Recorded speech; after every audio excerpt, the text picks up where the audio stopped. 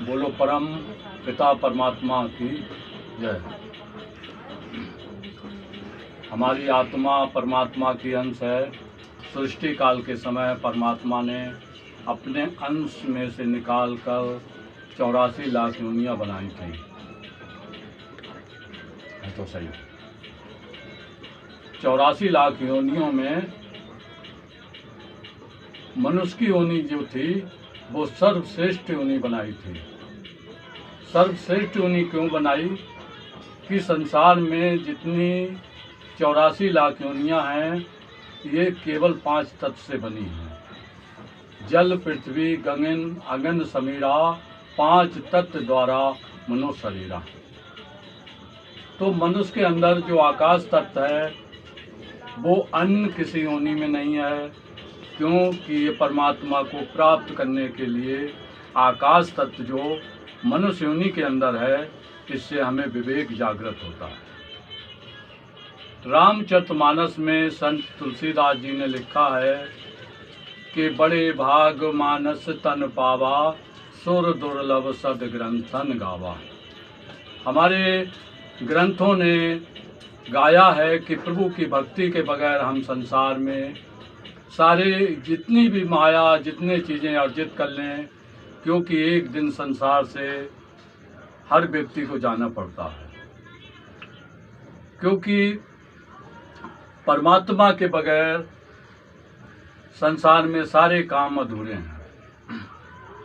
कहा कि मनुष्य योनि जो है वो साधना की योनि है, क्योंकि मनुष्य योनि प्राप्त करके प्रभु के भजन मनुष्य योनि में ही कर सकते हैं।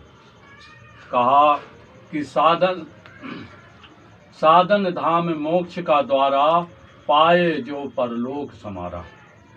केवल साधन धाम मनुष्य चोला को ही कहा गया है, क्यों कि अन्य योनियों में आकाश तत्व नहीं है और परमात्मा से जो मिलने का, परमात्मा को जो देखने का जो तीसरा नेत्र है, जिसे सिंगल आई का, ये केवल मनुष्य चोला में ही है। मनु चोला में ही है। सुसम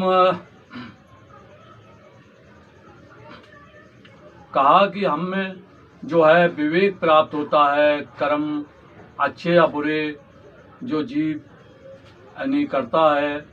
कहा कि इसका लेखा हमें जो है वो चुकाना पड़ता है। हमारा शरीर जो है, जो मन करता है, ये आत्माओं को भोगने पड़ता है, आत्माओं का इसको खामजा उठाना पड़ता है। और कर्म केवल चाहे अच्छा हो या बुरा हो, ये कर्म केवल बंधन के कारण है। कहा कि जब हम अच्छे कर्म करते हैं तो हमें ईश्वर की प्राप्ति होती है, और जो गलत कर्म होते हैं उससे हमें नरक प्राप्त होता है। कहा कि जिस प्रकार से हम अन्न खाते हैं, कबीर साहब ने कहा कि जैसा अन्न खाओगे वैसा मन बनेगा, और उससे ही हम संसार में अच्छा या बुरा दोनों कार्य की जो है उस पर हम चलने लगते हैं।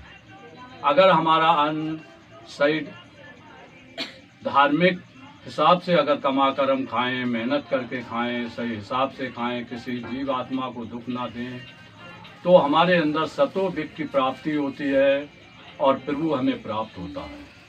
अगर हम उसे गलत तरीके से माया अर्जित करके अगर करते हैं तो हमें नरक प्राप्त होता है। उदाहरण आता है कि एक बार द्रौपदी से भीष्म पितामह ने कहा कि द्रौपदी, महाभारत का युद्ध आखिर हो चुका है, मैं युधिष्ठिर के लिए राजयोग सिखाऊंगा, मैं उन्हें राज की विद्या सिखाऊंगा, धार्मिक विद्या सिखाऊंगा, उस सनातन का ज्ञान कराऊंगा। तो द्रौपदी ये सुनकर भीष्म पितामह के सामने खिलखिलाकर हंस पड़ी। तो जब खिलखिलाकर हंस पड़ी तो भीष्म को बड़ा बुरा लगा। उन्होंने कहा, द्रौपदी तुम मुझे क्यों हंस रही हो? तो कहने लगी कि भीष्म जी आप कहते हैं कि मैं राजयोग सिखाऊंगा, मैं धार्मिक चीज़ें सिखाऊंगा, अध्यात्म ज्ञान सिखाऊंगा, और उस समय तुम्हारा ज्ञान अध्यात्म कहाँ गया था कि जब भरी सभा में मेरी चीर खींचने के लिए कौरव के लोग मेरी चीर खींच रहे थे।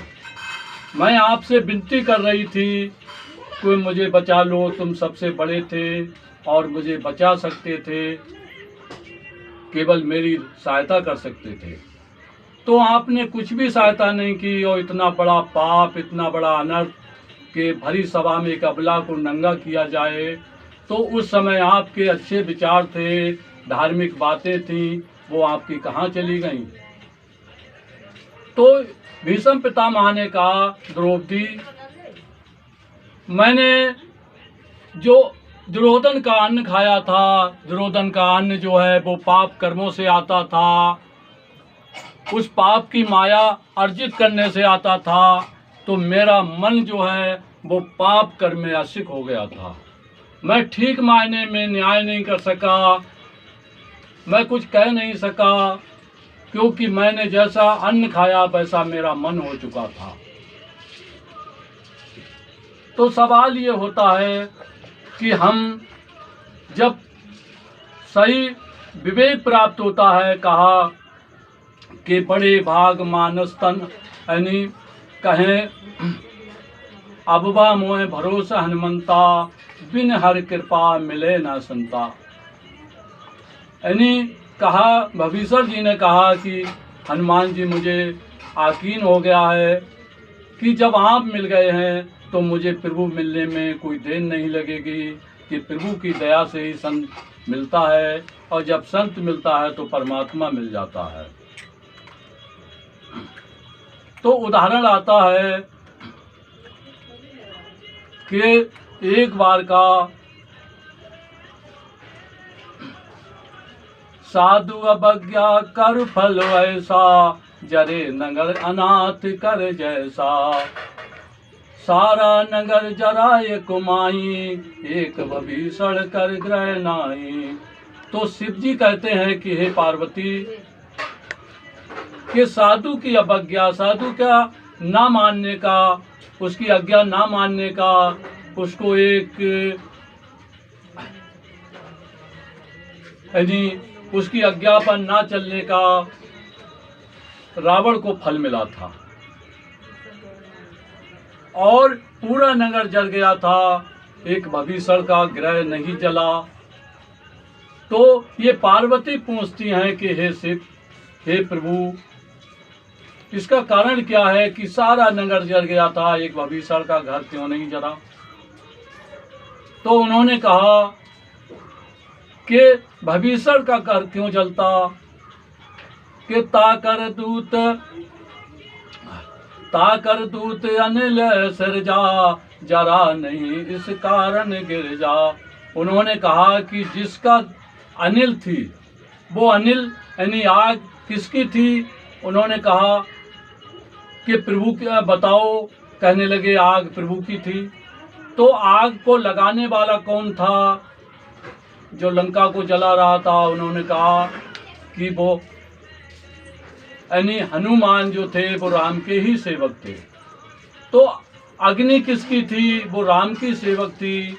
तो अग्नि केवल प्रभु भक्तों को, अपने सेवकों को कैसे जला सकती है? ये बड़ी उन प्रभु की कृपा थी। नारद जी देखते हैं तो नारद जी को बड़ा मोह होता है। कहते हैं कि प्रभु आप आंख बंद करके बैठे रहोगे, आप भजन साधना करते रहोगे, आपका भक्त को सारे वस्त्रों में आग लगा दी है और उनका तन जल रहा है, आप उन पर बड़ी कृपा करें, उन्हें बचाएं। तो भगवान शिव कहने लगे, अरे नारद, उन्हें मारने वाला कौन है, उन्हें कष्ट देने वाला कौन है? क्योंकि वो प्रभु के सेवक हैं।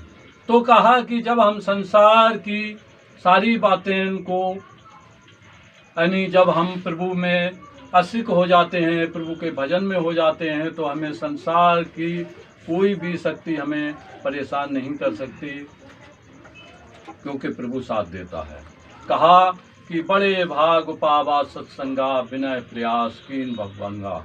बोलो सियावर रामचंद्र की जय।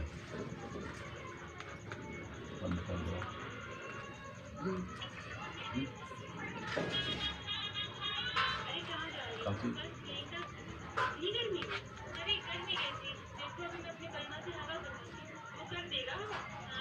हमारे चैनल को सब्सक्राइब कीजिए